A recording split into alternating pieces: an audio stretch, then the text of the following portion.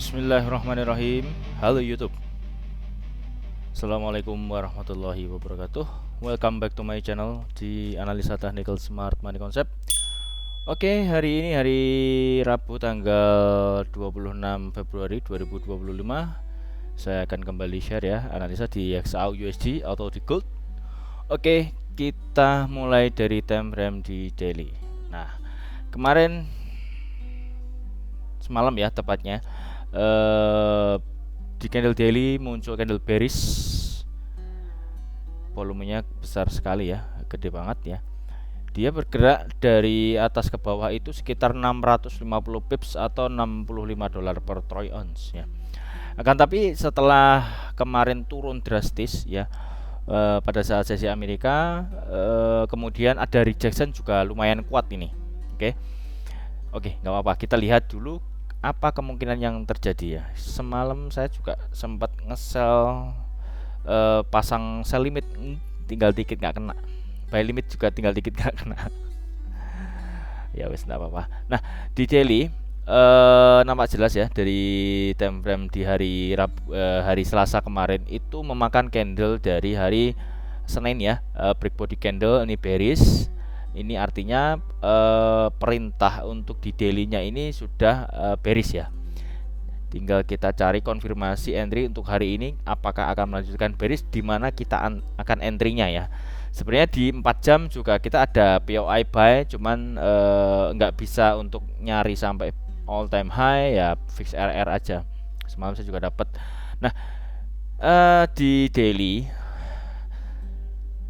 setelah di hari Senin itu ambil liquidity eksternal di pucuk-pucuk ini all time high-nya, kemudian di hari Selasanya itu menutup fair value gap. Ini kan ada fair value gap ya, imbalance, adanya ketidakseimbangan harga. Di sini ada gap, justru di sini ditembus ditutup. Nah, ini apakah suatu pertanda bahwa harga ini akan lanjut naik atau justru bahkan akan lanjut turun? Nah, itu akan kita jawab di time frame yang lebih kecil.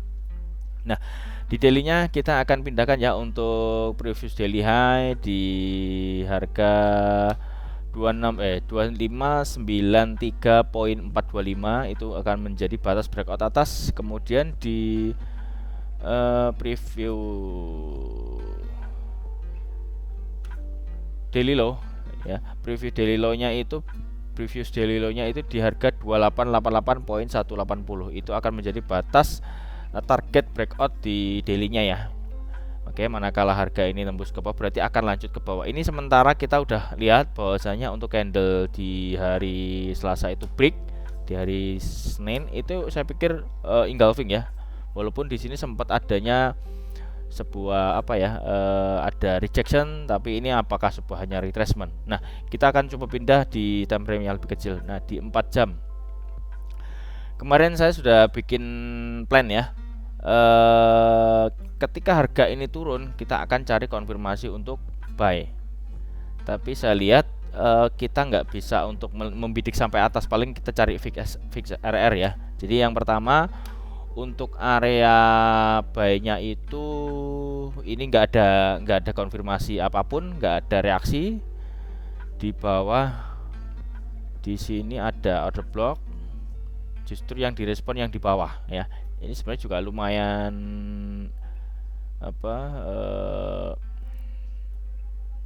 solid ya kalau misalnya kita entry di sini.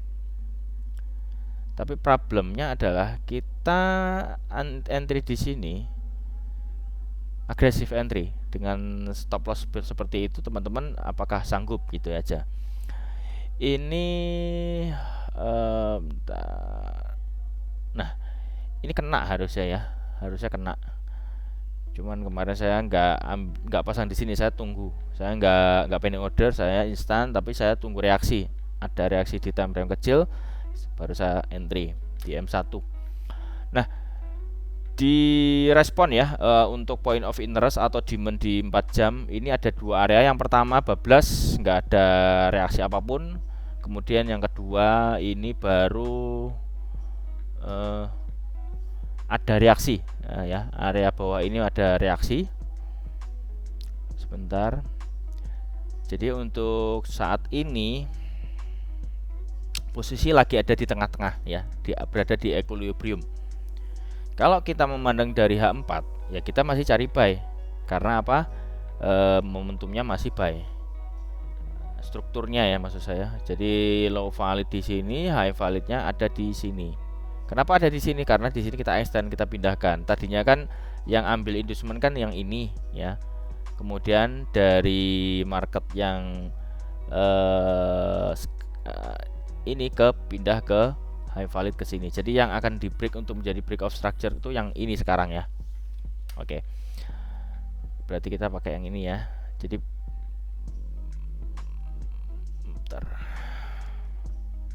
teman-teman harus bisa bedain market extend dan market yang tidak extend. Nah, di 4 jam masih bullish ya. Tapi ya kita harus hati-hati ya. Penurunan semalam itu apakah hanya sebuah aksi taking profit, kemudian smart money menggunakan momentum itu untuk ambil harga yang lebih murah ya. Itu kita nggak pernah tahu. Yang jelas ini semua adalah area liquidity ya. Equal low ini liquidity ya. Di sini inducement ini sebuah likuiditas ya, diambil sama market maker untuk dijadikan bahan bakar. Karena saya bilang di sini ya, di sini kita waktu kemarin konsolidasi ya, ketika di support kita buy, ketika di resistance kita sell. Tapi cepat atau lambat pasti akan di broken gitu, pasti akan di broken. Di sini pun ngebuy-nya juga nggak bisa lama-lama, scalping aja. Jadi udah di ujung. Jadi saya kemarin itu ngebuy ya hanya scalping. Untuk jangka panjang tunggu area di yang lebih bagus gitu ya. Nah, oke, di 4 jam sudah ada struktur ya di 4 jam.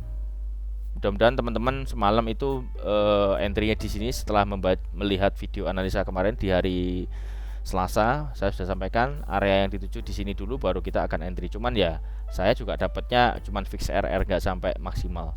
Cuman berapa pip, 100 pip kalau nggak salah. Itu pun mandiri udah malam kan, saya nggak mungkin posting juga gitu. Sekarang akhir-akhir ini saya lihat untuk SMC rata-rata itu marketnya itu yang sesuai itu malam di atas jam 10. Udah waktunya bobox. Nah, di H1 oke. Di H1 justru ada change of character ya. Jadi ada cok bearish, cok bearish. Kenapa cok bearish? Karena ada double ya. Karena di sini ada low valid yang di break. Oke, kita bedah satu-satu. Kenapa ada tanda ini, Bang? Nah, kemarin saya sempat tandain ya. Di area atas ini sebuah resisten, di area bawah menjadi support ya, demand lah. Jadi penahan. Kalau ini jebol, saya bilang, kalau ini area ini jebol pasti akan menuju ke POI H4, dan benar POI H4. Tapi kalau atasnya ini yang jebol, maka akan menuju all time high yang lebih tinggi. Cuman saya lebih prefer melihatnya kecenderungannya untuk sell. Ya walaupun kita bukan bandar atau market maker ya, saya bisa mempunyai pandangan. Ya bisa saja salah, tapi yang terjadi adalah at least arah untuk harganya ya bisa dibilang tebakan. Tapi sebenarnya bukan tebakan sih, lebih ke analisa. Jadi psikologi itu kita melihat bahwasanya arahnya itu kecenderungannya itu akan ke bawah gitu ya. Karena di sini untuk arah mau naik itu kayak ada yang seret gitu ya. Nah, ini secara chart pattern itu kan juga double top ya. Ini double top, kemudian ini neckline-nya. Ini sebuah neckline dan ini udah broken. Solid brokennya ini. Udah mantep nih. Tinggal kita cari sell aja. Di mana sell-nya? Di mana ya sell-nya ya? Sell-nya ada. Kalau menggunakan pattern double top ya di sini areanya sell gitu ya. Karena dia akan entry di area retest ya. Di ini kan retest, kemudian dia entry. Coba kita cek dari penurunan high valid di sini ya. Itu sampai terakhir low, current low itu sudah masuk di 7, enggak dong, sini. Di candle yang bearish ini udah masuk OTE, bro. Bentar. Kita bedah dulu ya. Oke, dari H1 kenapa ada change of character? Yang pertama adalah sini. Adanya inducement walaupun ini minor atau pullbacknya berada di internalnya, dia berhasil ambil ya. Kemudian high value di break menjadi break of structure, kemudian ini sama, posisinya juga gitu. Itu inducementnya minor. Diambil, kemudian dia sweep tapi enggak break body candle, maka ini adalah liquidity grab. 1 liquidity grab, 2 double top, itu tanda-tanda ada reverse atau ada retrace ya. Kemudian trading range-nya mengecil, inducementnya lemah, bisa di broken. Low value-nya di sini di sweep, 1 kali di sweep dia naik, marketnya extend. Ini berarti di sini pindah ya, ini high value-nya. Kemudian sekarang di broken menjadi change of character. Nah, di H1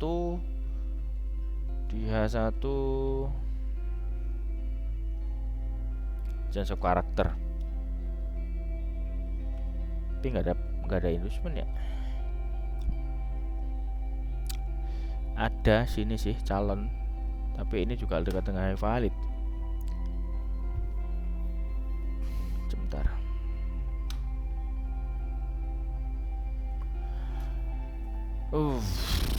Satu-satunya untuk SMC entry ya. Kalau misalkan kita mau entry dengan menggunakan SMC ya di sini. Di harga 2952.431 sampai 2947.372 itu akan menjadi area entry sell limit. Satu, kita harapkan ambil inducement. Nah, di sini risikonya bisa kecil ya. Misalkan setup ini gagal. Sampai sini aja. 60 pips dengan reward berapa? Walah 500 pips.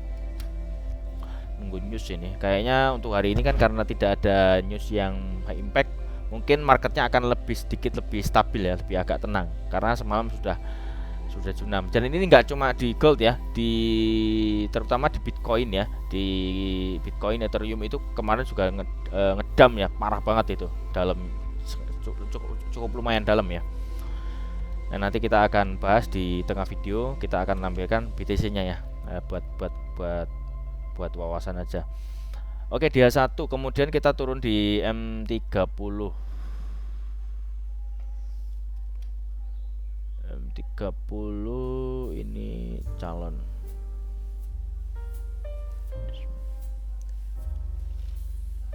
Inducement. Oke, M30 juga cok bearish dong harus. Cok.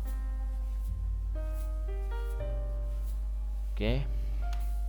Enggak ada pullback. Ini pullback. Bisa bikin lower low dia. Tanpa ambil entryan. Bisa begini. Bisa ngebroken low validnya di H4 ini. Ini kecenderungannya bearish ya, untungnya. Saya juga khawatir H4-nya dijebol. H4 dijebol jadi change of character bearish ya, nggak apa-apa. Di M30 area entry-nya sama sih di sini juga, M15. Nah, ini dia. Semalam itu saya pasang di sini. Kenapa saya pasang di sini? Itu saya tarik ada supply ya di sini. Ada supply. Tapi ternyata dia ambil order flow. Waduh.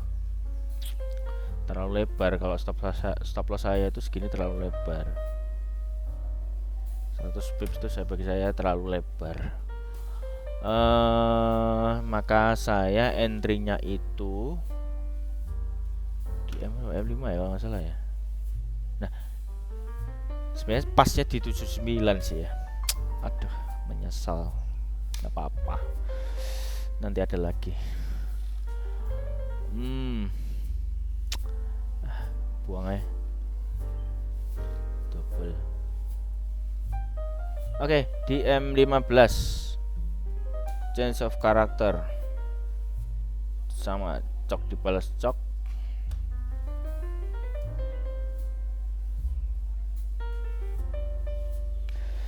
Cok balas cok. Apakah double back? Nggak ada.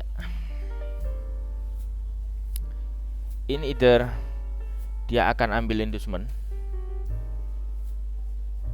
atau skenario nya karena di sini ada neckline, dia akan lanjut bearish ke bawah, membuat sebuah lower low ya. Ada di tengah-tengah ya, tunggu lagi. Oke. M15. Oke, kita coba cek di BTC.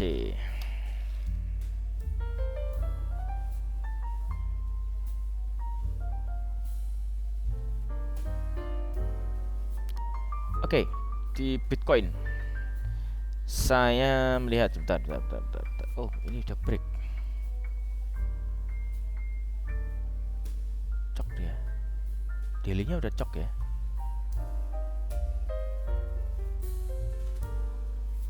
Oke, daily-nya udah cok. Sama ini juga persis, tapi ini daily ya. Double top, neckline, break. Ini mungkin akan ada reject menuju 70.000. Wow. Yang punya Bitcoin udah dijual belum? Tambah dalam nanti. Ya kecuali buat spot, buat ke depan, buat inilah ya, investasi. Ya tapi kalau melihat portonya merah ya kan, sepet matanya. Di daily-nya untuk BTC sudah ada break ya. Di sini menjadi sebuah double top. Nah, tapi ada dua area untuk entry sell di sini. Kalau secara smart money SMC ya. Satu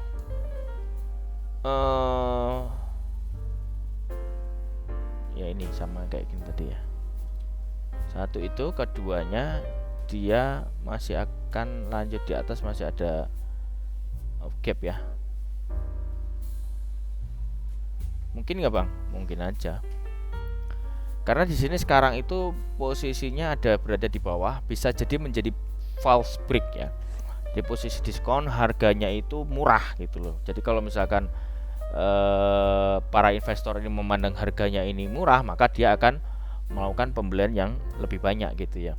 Kan tapi ini nggak terlepas kemarin kan sebelumnya beberapa hari yang lalu adanya peristiwa Bybit itu dihack ya, sebesar 1,5 miliar dolar kalau nggak salah. Ethereumnya di Bybit itu dihack ya. Jadi dia memanipulasi IU-nya ya. Jadi kayak sign kontraknya itu berusaha padahal itu cold wallet ya. Itu bisa dijebol ya. Gila ya.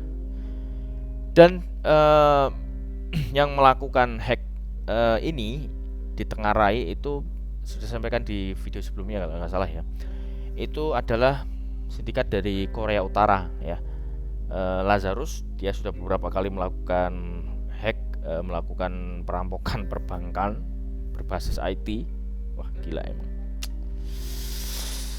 Ya mungkin dia jual nih asetnya, hasil colongannya dijual, bisa jadi. Atau trust dari publik itu menurun setelah kemarin itu Sam Bankman-Fried ya, SBF, mantan bosnya FTX yang sempat collab waktu 2023 ya, itu nge-tweet. Nah makanya kalau di kripto atau di Bitcoin itu saya nggak sukanya itu ketika newsnya itu seperti itu, nggak bisa diprediksi. Cuitan orang berada di media sosial yang mungkin ada ngevote lah istilahnya, itu bisa berefek fatal gitu ya.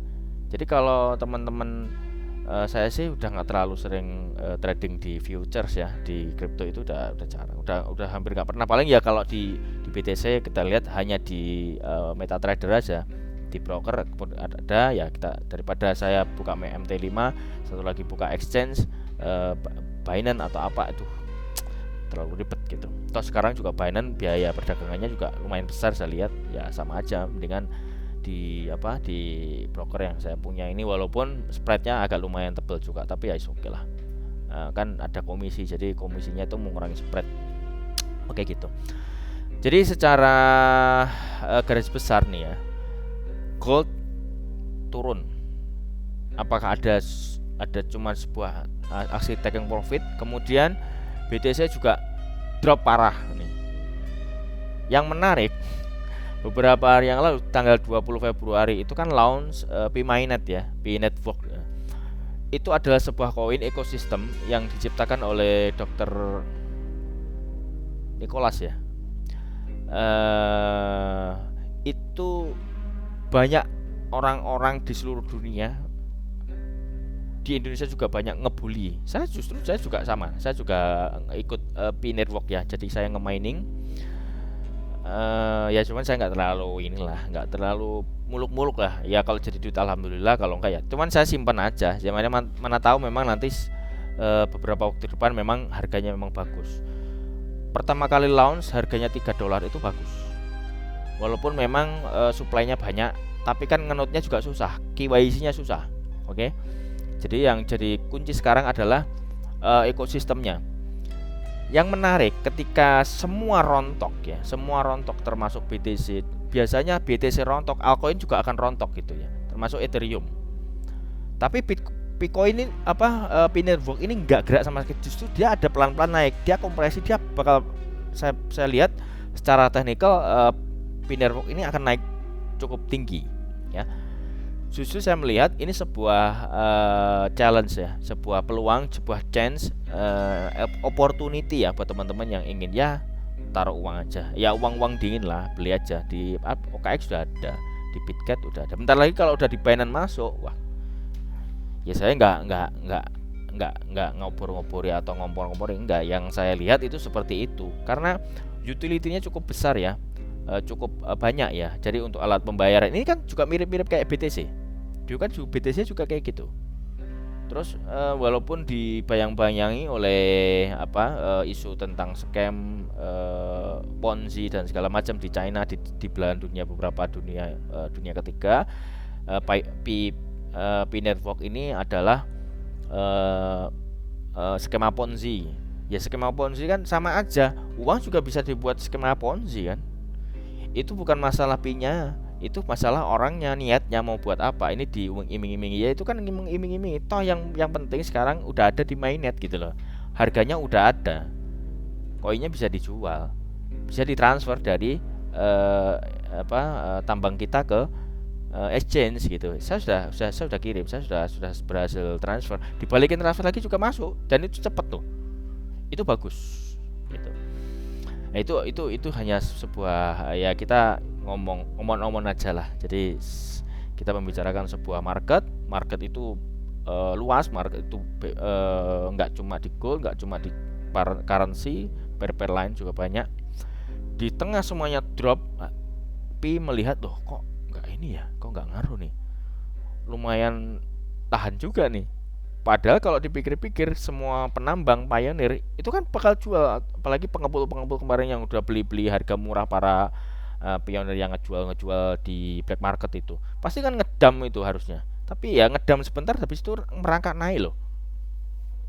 Ya, wallahu alam lah.